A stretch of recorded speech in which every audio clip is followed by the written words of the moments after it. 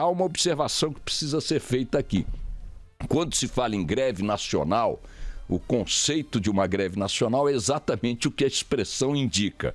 Ela é de todos, ela é ampla, ela é um grande leque de adesões. Ela vai das siderúrgicas, das metalúrgicas, passa pelas petroleiras, passa pelos bancos, passa pelos transportes, passa pelos aviões. É nacional, é a indicação de que um país inteiro aderiu a uma determinada bandeira, a uma determinada questão e se mobiliza em greve para que esta bandeira possa ser levada ao ponto mais alto e com as maiores consequências possíveis. Esta não é uma greve nacional nesse sentido. Esta é uma greve predominantemente de servidores públicos em várias categorias. São servidores municipais, servidores estaduais, servidores de órgãos federais. A adesão de setores da iniciativa privada, de trabalhadores da iniciativa privada a esse movimento, se dá muito mais pela impossibilidade dessas pessoas irem trabalhar pela falta de transporte do que propriamente por terem aderido, por terem comprado, por terem assinado embaixo a lista de reivindicações colocadas pelos grevistas. Portanto, não é o que se possa chamar de adesão, como eu chamei, é uma adesão compulsória. O cara está impedido de trabalhar porque não tem meios para se deslocar e aí você dá a impressão de que você tem uma paralisação nacional. Uma pessoa que para porque está em greve é diferente de uma pessoa que para porque não tem como se deslocar. Então não tem essa dimensão de uma greve nacional com adesão da população ao que está acontecendo hoje. Mais uma vez, o que nós temos são os setores públicos fortemente aparelhados, fortemente politizados, fortemente sindicalizados, centralizados, etc. e tal, e para os quais as consequências de parar ou trabalhar são mais ou menos as mesmas. Nenhuma, objetivamente nenhuma.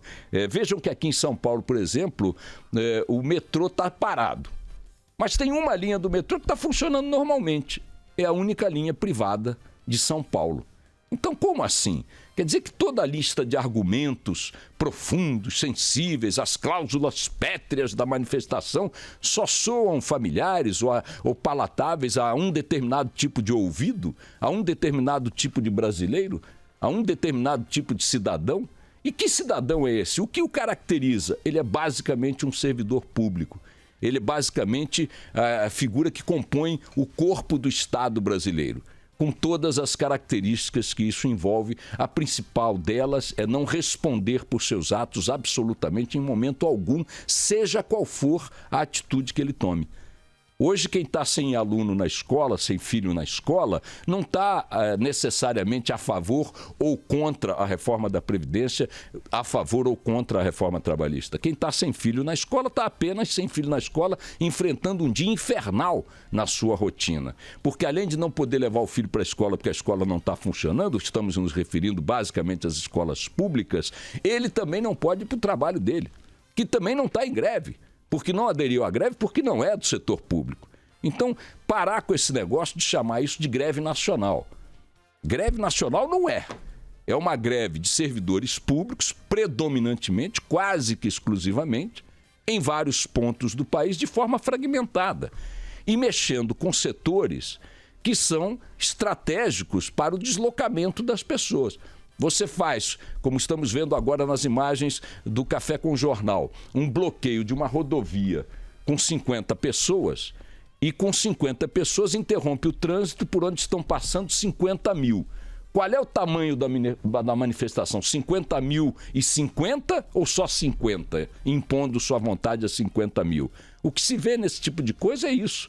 Você faz uma greve de metrô, deixa de atender 2 milhões de pessoas e dá a impressão de que fez um movimento de massa que envolveu unanimemente 2 milhões de pessoas. Passa a ideia ou assimila a ideia completamente idiota de que você mobilizou 2 milhões de pessoas. Não, você imobilizou 2 milhões de pessoas. Então, ao longo da programação, nós vamos passar aqui as informações, detalhar aí estado por estado, em todo o Brasil, desta greve setorial, desta greve de servidores públicos em vários setores, com algumas adesões do setor privado, mas bem fragmentadas. bem fragmentadas, pouco significativas. Vamos ver aí qual vai ser a adesão no setor bancário, vamos ver qual vai ser a adesão aí nas companhias aéreas, vamos ver qual vai ser a adesão aí nas indústrias. Vocês vão ver que não vai acontecer. O que não haverá hoje é a presença integral de trabalhadores em várias áreas do setor privado, mas não porque eles aderiram à greve, não porque eles entendem que esta é a melhor forma de lidar com a questão da Previdência e da reforma trabalhista, mas simplesmente porque não conseguiram sair de casa. Simplesmente porque não tem com quem deixar os filhos que estão sem as escolas. Ah, você está contra os protestos que criticam a reforma da Previdência e a reforma trabalhista? Eu não estou contra.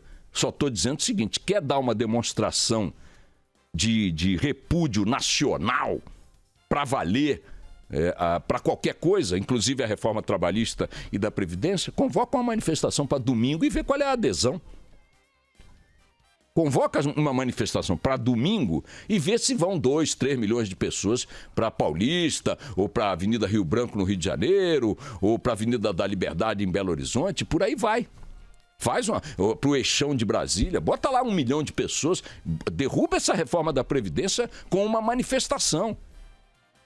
Derruba essa reforma trabalhista com uma manifestação de massa, com uma demonstração de apoio popular a essas bandeiras, e não com essa malandragem que é recorrente de bloquear pontos estratégicos e serviços estratégicos para imobilizar, sitiar a população brasileira, como se ela fosse favorável ou até mesmo contrária àquilo que você está fazendo.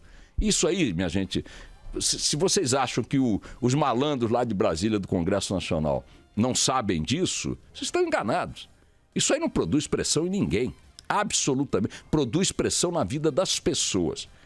Isso produz problema para as pessoas, não produz para os deputados, não produz para os senadores, não produz para os ministros envolvidos nessas reformas, não produz para as equipes técnicas federais, do governo federal envolvidas nisso, não produz para eles. Eles estão felizes da vida como sempre estiveram. Quem está arrebentado hoje, mais uma vez, com essa palhaçada, são os trabalhadores. São os trabalhadores, esses que podem ser demitidos pelo patrão, esses que têm que apresentar índices de produtividade, esses que têm que trabalhar horários integrais, esses que não têm negócio de ponto facultativo. Vai falar em ponto facultativo para um metalúrgico. Vai falar em ponto facultativo para o médico de um hospital privado. Vai falar em ponto facultativo. Sabe, essas invenções do Estado brasileiro para a sua turma, para o seu pessoal.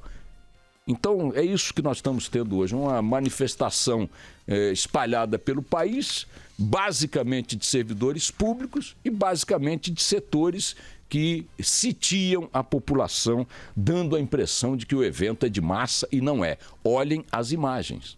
Olhem as imagens. Mostrem-me uma manifestação de massa até agora. E fica aqui, mais uma vez, o desafio. Convoquem para domingo. Bom, ontem tivemos também o depoimento do Lula, o primeiro depoimento dele como réu da Lava Jato, falando aí da manobra que lhe é atribuída pelo senador Delcídio do Amaral, seu antigo aliado, antigo líder de seu governo no Congresso, etc. e tal, senador petista cassado, né, depois desse escândalo. E Lula esteve ontem diante do juiz em Brasília para dar o depoimento, né, seu primeiro depoimento como réu da Lava Jato nesse assunto, né, obstrução da Lava Jato.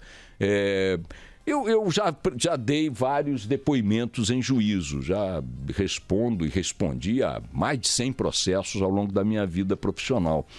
E eu me lembro que toda vez que eu tentava fazer algum tipo de colocação perante o juiz nos depoimentos, ele não me deixava, porque ele dizia, voltemos à questão que eu lhe perguntei, voltemos à questão que o senhor está abordando. Isto não consta do processo, isto não está em foco na discussão. Em outras palavras, jamais em dezenas de processos aos quais respondi, talvez mais de 100, não me lembro aí o número, pouco importa, eu nunca pude fazer uma espécie de sustentação de defesa.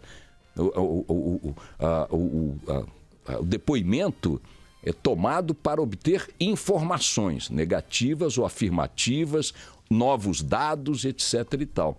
E o que o Lula fez ontem perante esse juiz foi um gigantesco discurso. Eu não estou dizendo que Lula é culpado, nem estou dizendo que Lula é inocente. Estou dizendo que esse depoimento de ontem não valeu para porra nenhuma em relação à apuração.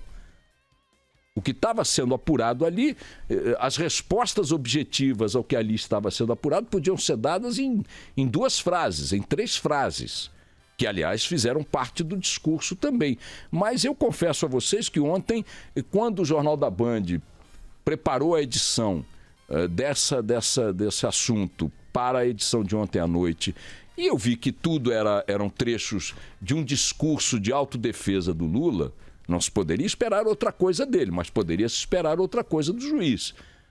Quando eu vi que a reportagem era só em cima de trechos de autodefesa, de essa coisa que o Lula recorrentemente faz, e aliás todos os políticos investigados fazem, eu disse, olha, peraí, pô, não quero essa edição, não. Me dá a edição das partes concretas ali, de uma negativa, de uma informação adicional, etc. e tal. Eu disse, não tem. Como não tem? O depoimento foi tudo isso? Foi isso? O tempo todo? Foi isso aí o tempo todo. Então, não precisava fazer um depoimento, dizer que é o primeiro depoimento dele para a justiça como réu. Monta um palanque num local onde o Lula, deixa ele fazer um discurso político, falando de sua biografia, da sua pureza, etc. e tal, do seu não envolvimento.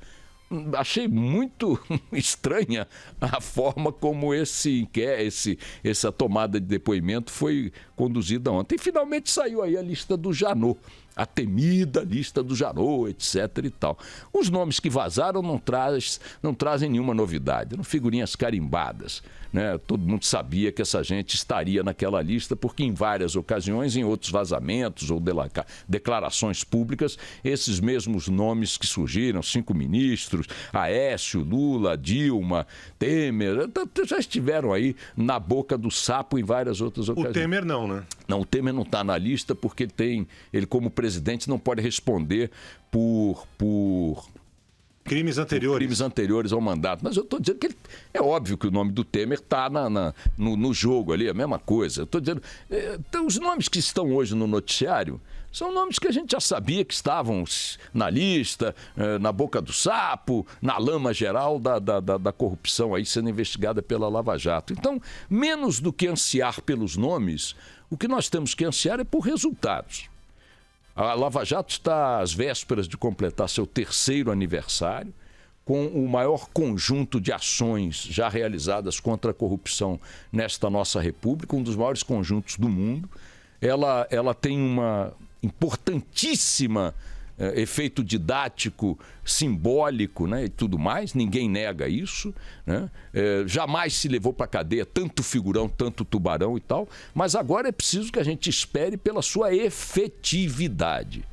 Efetividade é tirar a liberdade, tirar o patrimônio e acabar com o projeto político dos culpados. Até agora isso não aconteceu, ou aconteceu de forma muito suave em relação aos empresários presos. Vejam que o Odebrecht já deve sair da cadeia no final do ano que vem e foi o empresário mais volumoso envolvido na história. Outros delatores da Petrobras estão em casas de veraneio, em casas de praia, alguns com tornozeleirinhas, outros sem tornozeleirinha, curtindo suas piscinas, suas quadras de tênis, com penas pequenininhas, etc. e tal. E olha, vamos esperar aí agora que está na hora dessa gente bronzeada mostrar seu valor. A sociedade brasileira aplaude a Lava Jato, aplaude o que ela fez e tal, mas pancada no lombo dessa gente ainda não teve. A primeira lista de Janot é de 2015 e até agora não produziu consequência nenhuma. Nenhuma condenação resultou da primeira lista do Janot. Sei lá quando esta segunda lista, muito maior, muito mais complexa, produzirá os primeiros resultados objetivos, e se esses resultados objetivos criarão penas exemplares, punições exemplares, ou manterão o padrão que vem sendo feito aqui de brincadeirinhas judiciais, 2 anos e meio, prisão domiciliar, tornozeleira, cara, não sei o quê. Isso aí é pouco porque essa gente aprontou. Vamos aguardar ansiosos, né, na expectativa do que virá por aí. Toca o barco.